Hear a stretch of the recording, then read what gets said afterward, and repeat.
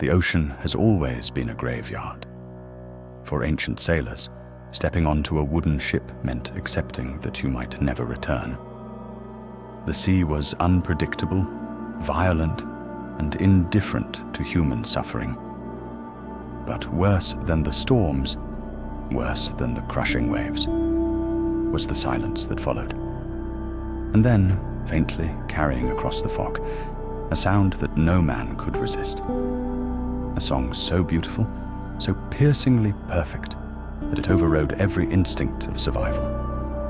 Men would weep. They would tear at their clothes. They would throw themselves into the freezing black water just to get closer to the source. And waiting for them on the jagged, blood-stained rocks were not beautiful women with fish tails, as modern fairy tales would have you believe. They were monsters of feather and bone. They were the Sirens. But what were these creatures, truly?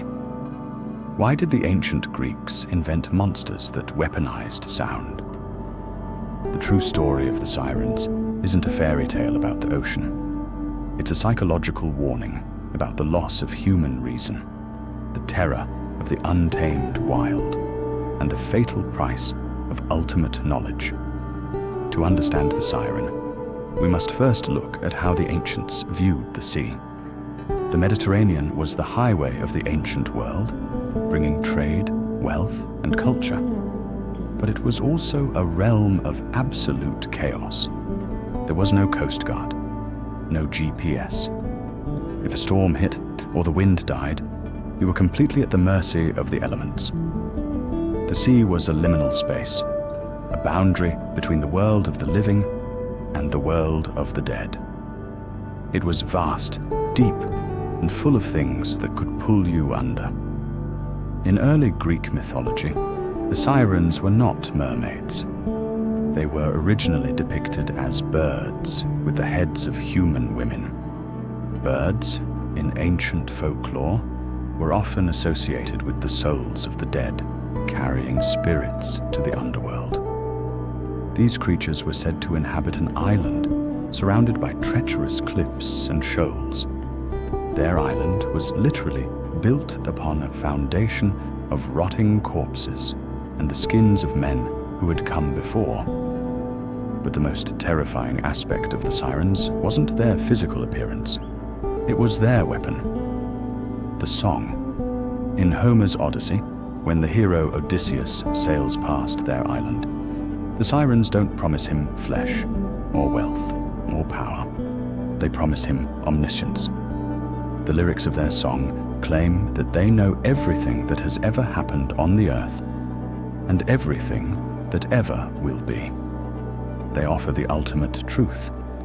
For a Greek hero, whose entire existence was defined by the pursuit of glory and knowledge, this temptation was utterly irresistible. It was a cognitive trap, a virus uploaded directly into the mind through sound. The Sirens didn't need to physically attack the ships. They simply made the sailors destroy themselves.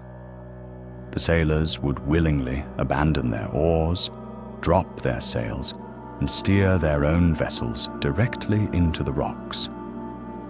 This is where the true horror of the myth lies. The monster doesn't kill you, you kill yourself. The Sirens represent the terrifying fragility of human reason. In ancient philosophy, rationality and logic were what separated humans from beasts. The sea was chaos, and the ship was a fragile bubble of order and reason floating upon it. The Siren's song represents the moment that bubble bursts. It is the sudden, overwhelming urge to let go, to stop fighting the current, to give in to the void. This psychological phenomenon is very real. It's the intrusive thought you get when standing on a high cliff, wondering what would happen if you just jumped. The French call it l'appel du vide, the call of the void. For sailors trapped in a wooden box for months, dealing with disease, starvation, and the constant threat of drowning, The mental toll was unimaginable. Sea madness, delirium, and cabin fever were common. When a sailor lost his mind, began raving, or tried to throw himself overboard, his crewmates couldn't explain it through psychology. They explained it through mythology. He hadn't just gone mad.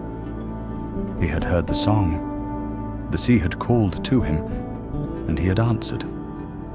But if the sirens were terrifying bird women representing the loss of reason, how did they become the beautiful fish-tailed mermaids of modern pop culture? As centuries passed and human technology improved, the sea became slightly less terrifying. Ships got bigger. Navigation got better. The fear of simply being swallowed by the ocean began to fade. And as the physical fear of the sea decreased, the monster had to adapt. The church and medieval societies took the myth of the siren and repurposed it. They stripped away the wings and feathers, replacing them with the scales of a fish. They removed the promise of divine knowledge and replaced it with a much simpler temptation: lust.